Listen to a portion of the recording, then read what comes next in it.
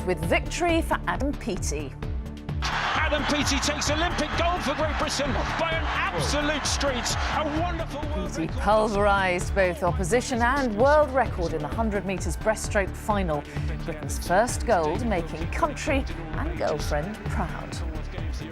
You just can't put it into words, I think, until you've been there and seen, you know, someone that you love so much on the podium and with that medal round his neck. It's just... Also tonight, the longest train strike for half a century adds to the misery for Southern Rail commuters. At least 70 dead in southern Pakistan as a suicide bomber strikes a hospital. And the brand new drug that puts relief within reach for arthritis sufferers.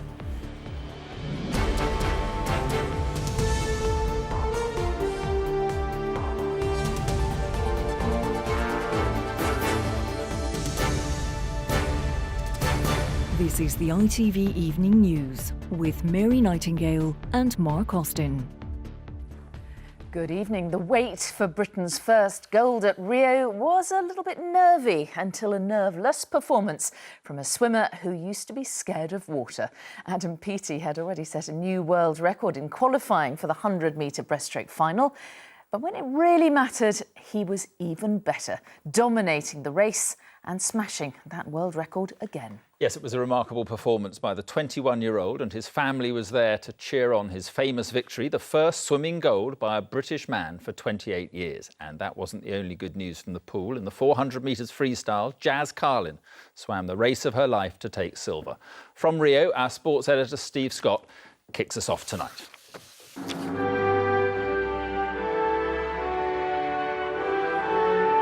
When it came, it was well worth waiting for. The national anthem finally getting an airing in Rio. Not just Team GB's first medal, but its first gold too. Now here he is. And all this from someone who as a youngster was scared of getting wet. The once timid child has grown into a waterborne beast, blowing away the competition and smashing his own world record for the second time in 2 days. Adam Peaty takes Olympic gold for Great Britain. Peaty peaking to perfection. Britain's 28-year-long wait for a men's Olympic swimming champion was over. Girlfriend Anna told us today she is still struggling to take it all in. You just can't put it into words, I think, until you've been there and seen, you know, someone that you love so much on the podium and with that medal round his neck. You just can't put it into words. It's amazing. Peaty's mum admitted today as her son chased his dreams, at times she was a reluctant taxi driver. Some mornings I was just so tired. I said, "Oh, Adam, can we just give this a miss?" He says, "No, Mum, come on, come on." And then Mark used to say, "Come on, Adam, give your mum a break," because I'm the only driver. I said, "No, Mum, no, champions aren't made this way. Come on, up." Peaty's Olympic family was screaming him home too, their excitement punctured when a technical glitch froze the action just before the end. It was an agonising few seconds before they could enjoy Britain's golden moment. And they were cheering again shortly afterwards. When glandular fever stole Jazz Carlin's London 2012 dreams, she very nearly quit. Her decision not to, justified and then some today, after a stunning silver in the 400 metres freestyle. The silver to Jazz Carlin, wonderful silver medal for Great Britain. It has taken 4 years and a lot of hard work to turn those tears into one of the proudest smiles you'll see over the next couple of weeks. Well, elsewhere in Rio, the Dutch cyclist injured in yesterday's horrific crash remains in hospital this evening. Annemiek van Vleuten was leading the women's road race when she suffered a terrible fall on the final descent. She fractured 3 vertebrae in her back, but has taken to social media to say she will be fine. In tennis, Andy and Jamie Murray, the second seeds, were knocked out of the men's doubles by an unseeded Brazilian pair. And the top seed Novak Djokovic is out of the men's singles after losing to Juan Martín del Potro. Djokovic left the court in tears. Now, Russia has denounced as political the decision to ban its entire team from next month's Paralympic Games. Russian officials confirmed today that they would press ahead with a legal attempt to overturn the ban. Yesterday's decision to exclude Russia from the Paralympics, affecting around 250 athletes, followed recent allegations of a state-sponsored doping programme in Moscow. John Ray has the latest this evening from Rio. The TV promotions brand the athletes superhuman. Yes, I can. But again, the evidence against the Russians is of chasing drug-assisted glory. So the decision to ban them has been welcomed by this British gold medalist. The days of people using, muscle enhancing or performance enhancing drugs, then the process of how we check that needs to be 100%, I suppose, correct. At London 2012, the Russians finished second in the medal table. They insist their athletes are overwhelmingly clean. The ban is a grave abuse of human rights, said the head of Russia's Paralympic Committee. And yet investigators found 27 suspicious samples, evidence, they say, of state-sponsored cheating that threatens the founding ideals of the Games. The Paralympian authorities say they're defending the spirit of fair play, of sport itself. So where does that leave their Olympian counterparts, who, confronted with the same evidence of drugs cheating, allowed the bulk of the Russians to compete here? Efimova, she's just winding up. Russian swimmer Yulia Efimova, cleared to compete only on Saturday, was booed even as she claimed #1 spot in her semi-final. Doping is the great controversy here, a controversy the Paralympic authorities are desperate to avoid tainting their Rio Games. John Ray, ITV News, Rio de Janeiro. Well, let's go back now to our sports editor, Steve Scott, in Rio. So, Steve, a really great night for Team GB last night, and there could be more medals tonight, we understand. Yeah, I think you're right, Mary, although I don't expect them to come from the pool. However, Adam Peaty's stunning performance last night will no doubt give all of Team GB a lift. So what are our best chances? Well, the women's rugby sevens team play their semi-final against New Zealand shortly. If they win that, they go through to the gold medal match. Tom Daly and Dan Goodfellow have a real chance of a medal in the 10 metres synchronised dive. And then, of course, there are high hopes for the men's gymnastics team featuring Max Whitlock and Lewis Smith. So all in all, no guarantees, but I'd be pretty surprised if we weren't reporting a little bit of success a little later. Okay, Steve, in Rio, thank you. And later in the programme, we'll hear from Adam Peaty's friends and family here in the UK, including his very proud grandmother. Now, for thousands of commuters across southern England, the already grim journey between work and home has just got even worse. A 5-day strike, the longest in 50 years, is badly disrupting services on the troubled Southern Rail network today. The union claims solid support and says the issue is safety. Downing Street says the Prime Minister, Theresa May, strongly condemns the action, as our consumer editor Chris Choi reports. On what is usually Britain's busiest rail service, empty tracks today. But few empty seats on remaining Southern Rail trains as beleaguered passengers face the longest strike in this industry since 1968. For the past 8 weeks, it's just been absolutely chaos. It's really disappointing. It makes people quite frustrated. So it's a very unpleasant experience. The Southern Rail strike lasts until midnight on Friday. 300,000 passengers a day use these rail routes. The company says 40% of services will suffer disruption. 900 trains have been cancelled today, with no service at all in some parts of Surrey and Sussex, including Dorking to Horsham and Chichester to Havant.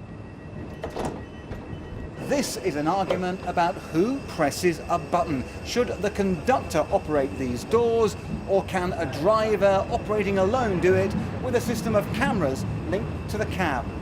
The train firm says there's no safety risk. That's been bitterly disputed. We say no to DOHO! The RMT union confirmed just 306 workers voted for strike action on this issue, but say that's 77% of eligible members. We've had passengers caught in train doors and dragged along by trains. These are real concerns for us, and we believe that having a guard on the train stops that. You have to go back around 50 years for previous rail strikes of this length. The company hit by today's action says since then plenty has changed, including train design. This is about relieving the conductor of the duty of having to control the doors, moving that to the driver because the trains are designed that way. The same as it operates on London Overground, LUL, Chiltern. 40% of our trains already operate like this. The Prime Minister strongly condemned the strike. All day, government, train bosses and union have claimed to be putting passengers first. For long-suffering travellers tonight, that's a reassurance that's wearing pretty thin. Long-suffering indeed. Chris is at London Victoria Station this evening, and a bad start to the week for commuters, Chris, and it may just simply get worse. It could.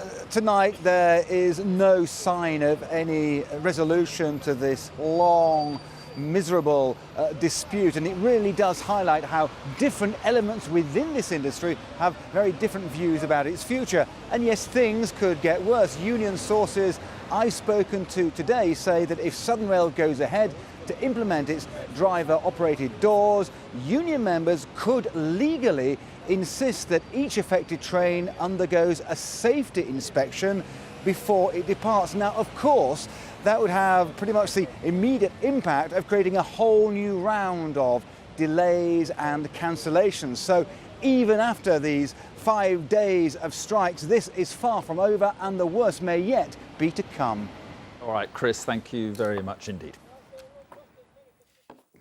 On to other news now. The search for two teenagers missing off the coast of West Wales has resumed tonight after it was earlier halted because of tidal conditions. Rescuers are looking for Yahya Mohammed, who's 14, and 15-year-old Wasim Mulflihi, who had been swimming off Barmouth Beach when they ran into difficulty. Police investigating the murder of Stephen Lawrence have CCTV pictures of a witness they want to contact. The 18-year-old was murdered in a racist attack in 1993. And the death was announced today of the man who was filmed waving a bloodied handkerchief as he escorted a dying teenager through the gunfire of Bloody Sunday. The former Catholic Bishop of Derry, Edward Daly, was 82. Now, Labour said tonight it will appeal against a High Court ruling that gives thousands of new members the right to vote in the leadership election. It's thought the ruling handed an advantage to Jeremy Corbyn because many new members are said to be his supporters. Well, our Deputy Political Editor Chris Shipp joins us now. So, Chris, explain what's going on here. Well, I wish I could, Mary. Look, it's the latest twist in the saga that is the Labour leadership and has left the party in a real mess tonight, and I'll explain why in a minute. Let's go back to the beginning, though, because when the leadership election was announced, Labour had 500,000 members, but 130,000 of them, about a quarter, were told they couldn't vote in the leadership election because they hadn't been members for 6 months. 5 of them took the party to court here today, and they won. Why does it matter? Well, because most of those 130,000 new members joined after the EU referendum, and for various reasons it's thought they support Jeremy Corbyn rather than his opponent Owen Smith. On top of that, Labour said it's going to appeal this decision, and you've now got the party leader criticising the party for spending members' money on another legal decision here, rather to keep them, to stop them rather from voting in this election. So it is a real mess. Owen Smith has said that he wants this whole thing extended now. We'll hear from him in a minute, but this was Jeremy Corbyn's reaction a short while ago. Well, it's good news that all party members will have a chance to vote, because this is a democratic party, it's an open party, and this is an open and democratic election, and I look forward to it. I'm pleased that we've got so many people voting in this election. It's a brilliant democratic exercise by the Labour Party, and we just need to get on with it and get through to the end of this process and lay out our stalls. So they both said that they support it. What else could they say? The appeal would happen in a couple of days' time, and then we might be just a little bit clearer about what's happening with this leadership election. Although, Mary, I can't promise you that. OK, Chris Shipp at the High Court. Thank you. At least 70 people have been killed in a suicide bomb attack on a hospital in Pakistan. Dozens more were injured, many seriously, when the bomber blew himself up in the hospital's emergency department. The city of Quetta, where the attack happened, is in southwest Pakistan. It's the capital of Baluchistan, the largest of Pakistan's 4 provinces, a region bordering Afghanistan and plagued by violence. Emma Murphy's report contains scenes filmed immediately after that attack. They'd gathered at the hospital to honour a murdered colleague. Moments later, over 70 of the mourners were dead, dozens more dreadfully harmed. In the hospital's corridors, the dead and injured were hauled to safety. The suicide bomber's attack leaving survivors with injuries so grave, the death toll is expected to rise still further. The attack in the southwestern city of Quetta followed the murder of a prominent lawyer, Bilal Anwar Kasi, early this morning. After our Bar Association president was targeted, we all came to the hospital, this man said. We were leaving after the autopsy and the media were interviewing lawyers when the blast took place. For many minutes, there was darkness all around. As the families of the dead claim their relatives' responsibility for both attacks was claimed by a faction of the Pakistani Taliban.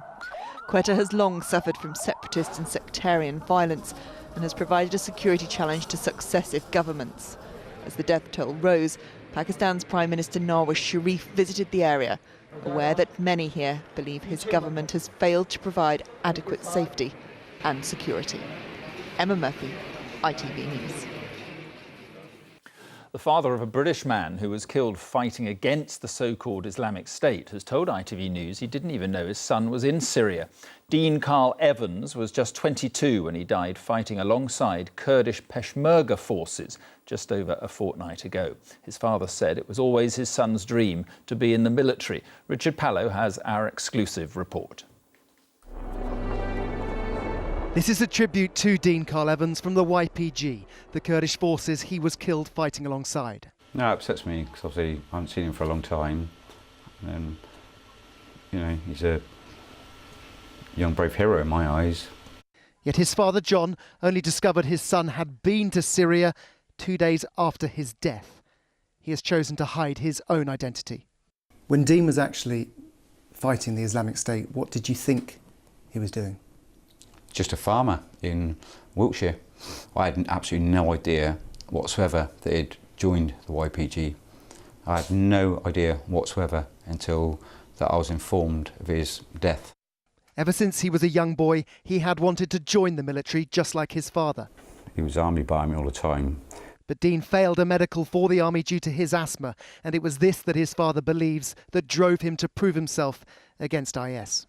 I personally feel that he thought that that would be the closest thing to the military that he could get to, because he wouldn't require a medical or anything like that, and then he knew he could then achieve what he wanted to do.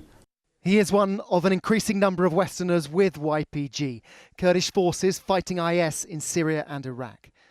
Another Briton, Konstantinos Eric Skirfield, died last year for the same cause. And Dean's father warns, whatever the intention, the outcome will be very different. What would you say to any other parent who has fears that their son or daughter may want to go and fight out there? Do not go out there, because it's just, you might feel you're doing good, but at the end of the day, you're not achieving nothing. Because if you lose a member of your family, they will just find someone else to replace that person. Like I said, it's just a never-ending situation. Richard Pallow, ITV News. And Syrian government forces have launched a massive new bombardment of rebel-held areas in the city of Aleppo today. They were retaliating after rebel forces broke a month-long government siege at the weekend. Warplanes from Syria and their Russian allies repeatedly bombed the eastern part of the city. Sufferers who endure constant, debilitating pain from arthritis could soon benefit from a new breakthrough in its treatment. The European Medicines Watchdog is deciding whether or not to approve a new drug called Sirilimab. But the injections could cost £10,000 a year per patient, as Sally Lockwood reports. Charlotte has to live in pain. On a good day, it hurts to even stand. On a bad day, she can't get out of bed. And walking is always a struggle. But the side effects of rheumatoid arthritis have been just as painful. Living with constant pain, and not pain that you can see, has been horrible. And then all the different drugs that I've had to take that have had lots of side effects, including hair loss, early menopause, so not able to have children. As Charlotte explained, rheumatoid arthritis causes inflammation of the joints. It affects around 700,000 people in the UK, and there is no known cure. But at its trial, a new drug, sirilimab, has helped even the most serious cases. It works by being injected into the bloodstream, attacking the chemical in the body that causes inflammation. This treatment is expected to cost around £10,000 a year for each patient, which means it's unlikely to be offered routinely on the NHS. Before it could come into widespread use by rheumatologists, it would need to be approved by NICE. And if NICE approve it, then that will mean that funding will be available for it for use in rheumatoid arthritis. Charlotte describes it as a lonely illness. You can't really see it, and so it's quite difficult that people kind of say, oh, are your shoes uncomfortable if you've got a blister? And in fact, no, it's like every inch of my body hurts. But this new drug does bring hope, and it could be available by as soon as next year. Sally Lockwood, ITV News. The biggest football transfer of the summer is almost done, and it is reportedly going to cost Manchester United a world record of around, wait for it, £100 million. Paul Pogba arrived in Manchester today for a medical ahead of his move from Juventus. The French international, who was sold by United as a teenager, will cost 4 times as much as the entire Leicester City title-winning team. Finally, back to the swimmer who won Britain's first gold medal at Rio. Now, as we said, Adam Peaty's family and girlfriend were there to cheer him on, but just as thrilled was one family member who stayed at home, his nan. Yes, Mavis Williams wanted to tell the world about how excited she was by his achievement, which has made her an internet sensation. Ben Chapman went to meet her. Her quiet cul-de-sac may be thousands of miles from Rio, but Adam Peaty's nan has become almost as famous as her golden grandson. So tea and cake with the neighbours in the garden this morning became a party for the press too. And it still hasn't quite sunk in. My grandson, Olympic champion, and you can't quite believe it yet. I've had every media on my back, but I've welcomed them and done my best. Mavis chose to stay away from the swimming club where other family and friends celebrated last night. The woman who's now famous as #OlympicNan instead tweeted from home. Well, you've done it, Adam Peaty. You've made it. Your hard work paid off. And ending it, so proud, love Nan. She remembers the little boy who didn't take easily to swimming. Was he really scared of the water? When his mum or dad put him in the bath, he'd jump out. He'd scream. And then Caroline took him to swimming pool down in Uttoxeter to see if he'd get him used to it, but he wouldn't go in. He used to scream, clinging to her. He used to bring his, earlier on in the years, his GB kit down to me to wash. He wouldn't let his mum or dad wash it. And I'm just so very, very proud. Mavis says the attention's left her more tired than her grandson, but with Adam competing in the relay next week, she might have to get used to this. Ben Chapman, ITV News, Uttoxeter. Fantastic. Give her a medal. Yeah, absolutely. That's it. Raggy Omar's here at 10 from us. Bye-bye. Bye-bye.